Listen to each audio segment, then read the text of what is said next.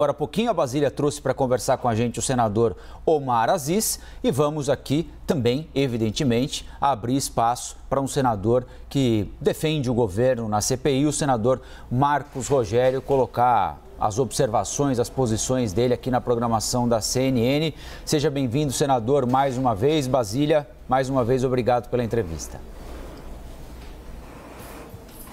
E é isso, quem assiste a gente pode sempre contar, né? Uma cobertura equilibrada, a gente preza por isso. Senador, muito obrigado por ter aceitado o convite para falar conosco aqui na CNN Brasil. Vice-líder do governo aqui no Senado Federal, Marcos Rogério, é um dos integrantes mais atuantes da CPI da pandemia. Tratando-se aí do jogo equilibrado, eu vou começar também com a primeira pergunta que eu fiz para o Omar Aziz há pouco. Relatório da CPI da pandemia. A ala governista virá com sua própria versão. E o senhor é esse relator alternativo. O que o senhor vai trazer no texto? Bem, bom dia a você, Basília. Bom dia ao Rafael Colombo, a Luciana e o amigo da CNN. Um prazer poder participar com vocês. Os trabalhos da CPI estão avançando. Há um foco muito determinado na investigação em torno do Ministério da Saúde, as políticas públicas encampadas pelo Ministério da Saúde e pelo governo federal, sem ampliar o olhar para o que aconteceu nos estados e municípios. E eu, desde o início, e não só eu, os senadores que são aliados do governo e também independentes, temos insistido que a CPI deve cumprir a sua missão integralmente. Investigar o governo federal, mas investigar também o que aconteceu nos estados e municípios. Então, qualquer relatório que venha e que não contemple esses aspectos, o escopo total da CPI, não vai fazer jus à proposição inicial. Então, o nosso relatório, embora eu tenha por opção sempre, num processo como esse, seja em CPI ou seja em Conselho de Ética, não antecipar pontos de conclusão, pontos de relatório, mas em linhas gerais o que eu posso dizer é que será um relatório robusto e que levará em consideração todos os aspectos envolvidos. O que aconteceu não apenas no Ministério da Saúde, mas também estados e municípios. Como, por exemplo, tratar essa suposta prevaricação do presidente Jair Bolsonaro?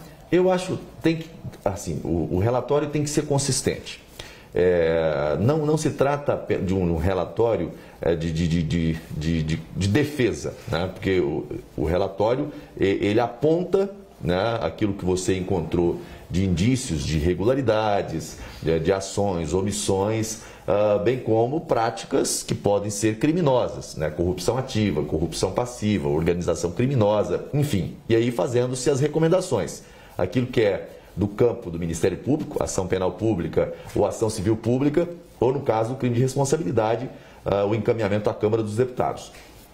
Nesse particular, em relação à questão da prevaricação, é um ponto que foi suscitado na CPI. Esse é um crime que ele só tem condições de ser identificado se a conduta inicialmente informada for criminosa. Se você não fez a investigação para apurar se a conduta informada trata-se de um crime, logo o crime de prevaricação não existe.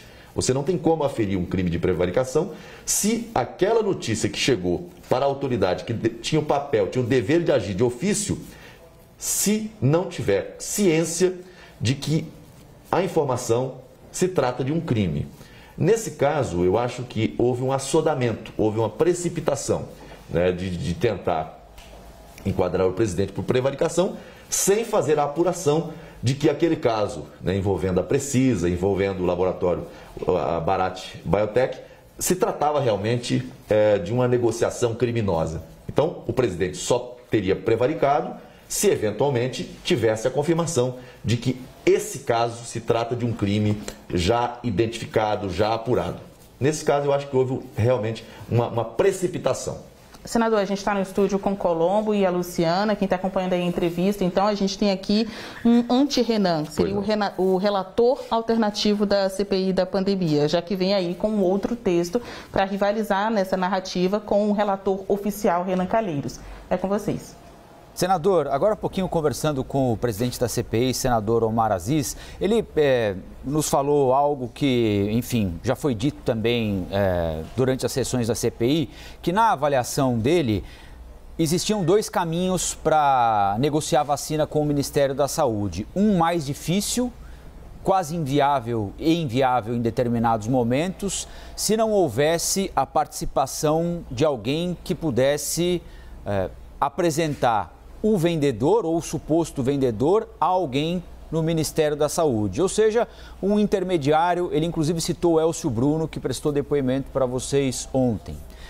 E em contrapartida, o outro exemplo, a dificuldade da Pfizer para falar com o governo brasileiro, as frequentes recusas do presidente Jair Bolsonaro em comprar a Coronavac, a desqualificação que ele fez da vacina algumas vezes. Para o senhor fica configurada essa circunstância também de que quem tinha amigos ou conhecidos perto dos gabinetes mais importantes de Brasília chegava ali mais fácil, em detrimento de outros, embora os outros fossem as farmacêuticas mais importantes do Brasil e do mundo? Colombo, essa narrativa é facilmente desmontada diante dos fatos, né? A pergunta que fica é: qual proposta dessas que contaram com intermediários que avançou no Ministério da Saúde? Essa envolvendo Dominguete, Cristiano e essas entidades, os últimos que nós ouvimos na CPI. Essa proposta avançou, pelo menos para um nível de negociação, uma carta de intenção, uma contratação, um pré-contrato, alguma coisa? Não, não avançou. O próprio sistema de controle interno do Ministério da Saúde já verificou que se tratava de um grupo que tentava negociar o que não tinha carta de representação, não tinha vacina, se tratava de trambiqueiros tentando intermediar com o Ministério da Saúde. Obviamente que naquele primeiro momento, né, o Ministério da Saúde estava em busca de vacina. Quem dizia ter vacina, obviamente que tinha que ser ouvido. Agora, o que você tem que verificar é se houve algum avanço em relação a isso. O próprio contrato da Precisa, que foi bastante badalado e está no cerne das investigações, também passou por esse mesmo crivo de checagem, de avaliação interna. Nenhum contrato desse avançou dentro do Ministério da Saúde. Os que avançaram foram aqueles contratos onde a negociação aconteceu de forma direta com os laboratórios. É o caso do Butantan, é o caso da Fiocruz, é o caso da Pfizer, é o caso da Janssen e de outras vacinas. Então, essa tese de acusação da oposição, ela não para de pé diante dos fatos, diante das evidências. Luciana? Senador, eu queria fazer a mesma pergunta que fiz ainda há pouco para o presidente da comissão, o senador Omar Aziz, diz respeito à expectativa para o depoimento de amanhã do líder do governo, Ricardo Barros. Pode complicar ainda mais a situação do governo? Qual é a sua expectativa para esse depoimento de amanhã? Olha, o depoimento do deputado Ricardo Barros, que foi ministro da Saúde, né, e hoje é o líder do governo na Câmara, é um depoimento importante, porque a vinda dele está relacionada àquela primeira acusação que foi feita pelos irmãos Miranda, né, o deputado federal Luiz Miranda e o irmão dele que trabalha no Ministério da Saúde. Foi a partir dali, né, que houve a necessidade de convocação do ex-ministro, porque o nome dele foi citado ali, né, a partir de um diálogo que o deputado teria tido com o presidente da República. Ele disse que apareceu o nome do líder Ricardo Barros. E o próprio deputado solicitou à comissão, aliás, chegou a entrar no Supremo Tribunal Federal para garantir a possibilidade dele vir à CPI prestar o seu depoimento, porque a partir daquelas denúncias, né, muita repercussão começou a ter em relação a essa acusação, e ele não teve a oportunidade de vir à CPI para poder falar sobre esse assunto, né? Então, a vinda dele amanhã será uma oportunidade para ele enfrentar tudo aquilo que foi dito, né? As acusações que foram feitas, né, diante dos fatos, diante das evidências, o que é fato, o que não é fato, enfim. Eu acho que eu desde o começo tenho dito o seguinte: eu defendo o governo, né, defendo aquilo que eu acredito, mas eu não tenho compromisso de proteger quem quer que seja da CPI. A única proteção que me interessa ali é a proteção da verdade. É por isso que eu falo com muita força, com muita veemência, contra narrativas acusatórias sem lastro probatório. Porque não basta, narrativas não são provas, narrativas não são evidências, sabe? Nós estamos em um tempo que a mediatização do processo das CPIs quer demonstrar para a sociedade uma prova que não é prova, né? As evidências têm que ser buscadas, mas até esse momento não há nenhuma evidência, nem em relação a esse processo e nem em relação a outros. Mas o depoimento de amanhã certamente é um dos mais esperados. Senador, seguindo o mesmo roteiro de assuntos que a gente abordou ali com o presidente da comissão, Omar Aziz, eu gostaria que o senhor falasse também suas impressões sobre essa manifestação, tipo de desfile que houve ontem das Forças Armadas. Por que o presidente Jair Bolsonaro convidou os presidentes dos outros poderes para acompanhar aí uma exposição militar fora de um 7 de setembro? Foi para comprar briga? Foi uma demonstração de força? E se sim, contra quem? O parlamento ou o judiciário? Olha, assim, eu acho que há um exagero por parte da oposição em relação a esse assunto. Eu estive no Palácio, inclusive, ontem, no momento em que houve a apresentação. Eu cheguei um pouco, depois já estava terminando, mas lá estive. O presidente fez o gesto de convidar os chefes de poder, né? Naturalmente, assim, eu acho que a grande ênfase que está sendo dada a essa situação está sendo dada pela oposição, né? Mas não vi isso com relação ao presidente, não vi isso com relação ao governo em si, não vejo como ameaça. E, aliás, respeitosamente, a apresentação que nós tivemos foi uma apresentação modesta, nada de ostentação, de poderio militar. Se fosse essa a intenção, talvez houvesse uma frustração de objetivos em razão de como foi. Foi um ato simbólico. E outra, será que alguém realmente acredita que em 2 dias, 3 dias, se mobilizou a vinda desses blindados, desses equipamentos, toda aquela situação ali, para fazer uma apresentação como aquela? Óbvio que não. Isso foge à lógica, foge à razoabilidade. Foi uma coincidência em relação à data de votação na Câmara dos Deputados. Mas o presidente Bolsonaro, antes de ser presidente da República, foi um congressista. Foi um deputado federal por muitos anos, conhece a casa, tem respeito por ela, tem respeito à Constituição, né? Se esse ato representasse qualquer ameaça à ordem democrática ou à própria democracia, pode ter certeza que não contaria com o meu apoio. Eu sou um defensor da Constituição Federal, sou um defensor da democracia. E o presidente também é. Às vezes, ele pegam palavras dele e tentam transformar, né, num fato de ameaça ou de agressão à democracia. Mas essa é a versão dada. Mas eu não vi até hoje nenhum ato concreto por parte do presidente da República que ameaçasse ou que violasse a separação de poderes ou a ordem democrática. Colombo. Senador, eu queria saber do senhor o seguinte: o presidente Jair Bolsonaro já desmentiu para o senhor, para os outros integrantes que apoiam o governo na CPI, o deputado Luiz Miranda. O deputado Luiz Miranda, como todos nós sabemos, disse que ouviu do presidente, levou as denúncias sobre o contrato para a compra da Covaxin ao presidente e teria ouvido do presidente que isso é rolo do Ricardo Barros. Publicamente, o presidente ainda não disse, o deputado Luiz Miranda mentiu. Ele já disse isso para vocês?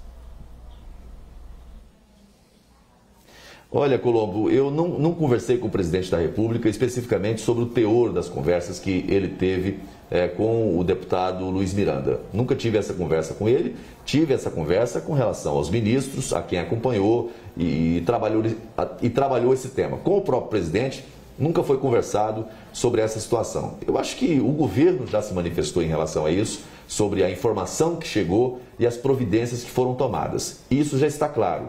O problema é que a oposição quer colocar o presidente numa conversa, para chamá-lo ao processo, né? É um jogo político, né? Não acho que ele tenha que fazer esse tipo de investida. Agora, é uma situação que está sendo apurada em todos os níveis, né? Não só pela CPI, como também pela própria Polícia Federal. Acho que a partir dessas apurações nós vamos ter respostas em relação a isso. Agora, um outro aspecto que é importante, Colombo, é que às vezes tentam dar versões para uma conversa que teria acontecido. Mas penso que amanhã, no depoimento do deputado Ricardo Barros, talvez ele tenha a oportunidade de demonstrar alguns aspectos dessas conversas e dos depoimentos que foram prestados à Polícia Federal que pode espancar algumas narrativas. Mas eu não quero antecipar. Amanhã nós vamos ter a oportunidade de colocar esse tema na mesa para discutir e apresentar não narrativas, apresentar evidências, porque fala-se que o presidente teria dito ou que o deputado teria dito. Mas o deputado já prestou depoimento e já falou algumas vezes sobre isso. Vamos apresentar a versão oficial dele amanhã em relação a esses fatos. Senador, estava tudo bem? Por que mais de 500 mil pessoas morreram pelo coronavírus no Brasil? Não entendi a pergunta. Se estava tudo bem na gestão do governo, no Ministério da Saúde, por que tantas pessoas morreram pela doença no país? Bom, aí essa é uma pergunta que assim, a gente não tem como perguntar isso para o vírus, porque quem matou no Brasil foi a Covid-19, não só no Brasil. Matou no Brasil, matou nos Estados Unidos, matou na Inglaterra, matou no Japão, matou no mundo inteiro. O Brasil, infelizmente, em razão da sua logística de saúde, teve dificuldade para enfrentar isso. E talvez se a gente tiver que fazer uma discussão mais aprofundada em relação a esse assunto, nós não vamos ter que falar apenas da maneira como o Ministério da Saúde, como os estados, como os municípios enfrentaram isso agora. Talvez a gente tenha que olhar um pouquinho mais no retrovisor do tempo e ver como os governos anteriores trataram as finanças públicas brasileiras, o recurso público brasileiro, tirando do Brasil para mandar para Cuba, tirando do Brasil para mandar para Venezuela, tirando do Brasil para mandar para outros países, dinheiro que faltou na estruturação da saúde lá no estado de Rondônia, lá no Amazonas, lá em Roraima, no Amapá e no Brasil inteiro. 60 bilhões de reais enviados para fora. Agora, todos erraram e todos acertaram? Sim, todos erraram e todos acertaram. Porque ninguém tinha a ciência, o conhecimento absoluto de como lidar com isso. Mas fato é, todos estamos trabalhando, imbuídos de vencer a Covid-19. Não dá para colocar a culpa no presidente da República como se fosse ele o culpado por todas essas mortes ou por mortes. O grande culpado é a Covid-19. Agora, os governos erraram? Claro que erraram. Repito, ninguém estava preparado, ninguém estava pronto para enfrentar isso de uma maneira que evitasse qualquer morte. Tanto o governo federal quanto governos estaduais e municipais. Mas essa é uma discussão que a gente teria que fazer olhando para um espaço maior de tempo, para ser justo, porque uma desestruturação não acontece do dia para a noite. Ela tem um histórico de investimento ou desinvestimento. Colombo. Queria só agradecer a você, Basília, ao senador Marcos Rogério também, liberá-lo para ir ao plenário da CPI. Senador, muito obrigado mais uma vez pela atenção aqui com a CNN e até uma próxima. Obrigada. Obrigado, Colombo, a você e toda a equipe da CNN.